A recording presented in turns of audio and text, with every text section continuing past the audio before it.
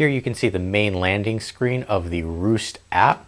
Now there are several other things on here aside from just the smart detector. You can see I have several smart batteries. Again, review over there if you're interested. So the main page here, it's going to let you do a couple of things. One is going to let you add something. By clicking the plus sign up here, you can add a new smart battery, a new smart leak detector, new address and monitors. Back to the main homepage, you can come over here, click on the hamburger button, will give you access to your profile, changing your password, invitation. So again, sending out an invitation to somebody who can monitor your home should something happen and you're not able to get to it. This person would be able to contact the authorities on your behalf or come and check out the problem for you. So you have help, about, and log out. Obviously, you do need to create a profile in order to use any of the Roost applications. Now, I will state that as you saw when I came over to the hamburger button, there are a few UI things that I really think Roost needs to work on. One being, let me use the Android hardware button to go back in your app. Don't make me click on nothing, because really that's nothing. You're not, all UI design does not say click on the hamburger button again in order to come back to this page. Yes, I can swipe from it, but I want to use the hardware button to go back. It's pet peeve. Here you can change the title of your overall area. So I just have it at home. You can throw in your address information here if you want to. Obviously, I'm not going to have that because you would then know where I live, and I don't want that right now. So you can change your contact information, emergency, the number that it calls. So let's say you don't use 911 in your location. Maybe you don't want it to call my 911. Maybe you want it to call a family member instead. This is where you could set that up, and then you come up here and hit save. Coming back to the main page here, everything is fine. You see a bunch of green check marks there on my smoke detectors, but you are interested in this, the sink, the moisture detector. Now notice that it does break it down into locations. So here it says kitchen, here it has bedroom, and then my master bedroom. If I had more of these scattered about the house, it would lump them into their locations. So coming over here, I can either click on the arrow. See, again, hardware button won't let me do that, but it's kind of ingrained in me. I can either click on the arrow there to bring me into the kitchen area, or I can click on either one of the icons and it will bring me into the kitchen setup. Now from here, kitchen just shows you two things. You either have the smart battery for my smoke detector, or you have the sink.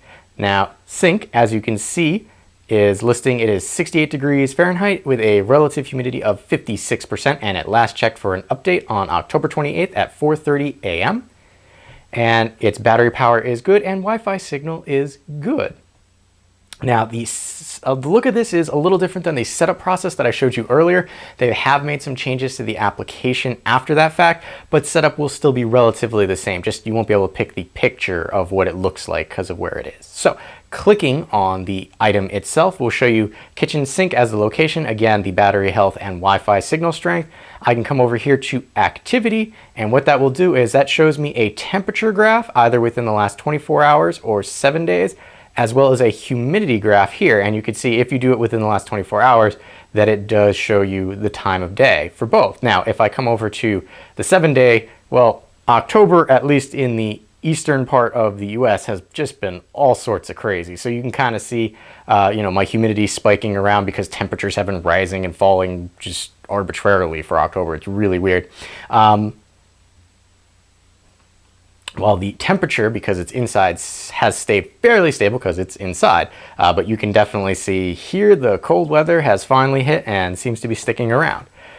Leaving it at either the 24 or 7-day outlook, if you scroll down, what it will show you is alerts for either high temperature or high humidity, and then, here's your date, turned it off, turned it on, turned it on, turned it off. It lists all that out. Now, again, no hardware button, have to use the back button up there. That's all based in alert settings, which I'm going to get to, but we're just going to kind of work down the list here.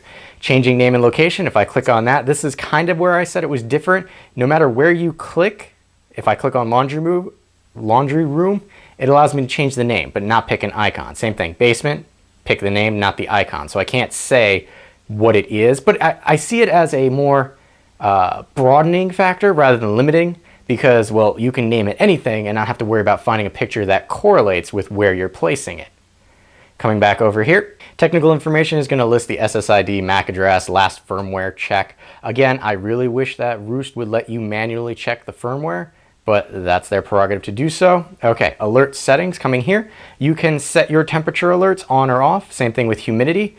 In temperature, you can change it to Fahrenheit or Celsius. And here, these are sliders for a range of comfort. So if you don't want it going off within this like really small range of 59 to 73 degrees Fahrenheit, you can expand that out either way, and it won't send you an alert unless it's outside of that range. Same thing with humidity, it's just a slider. So anything between 30% and 70% you will not get an alert about, but anything below that or above that you will get an alert about.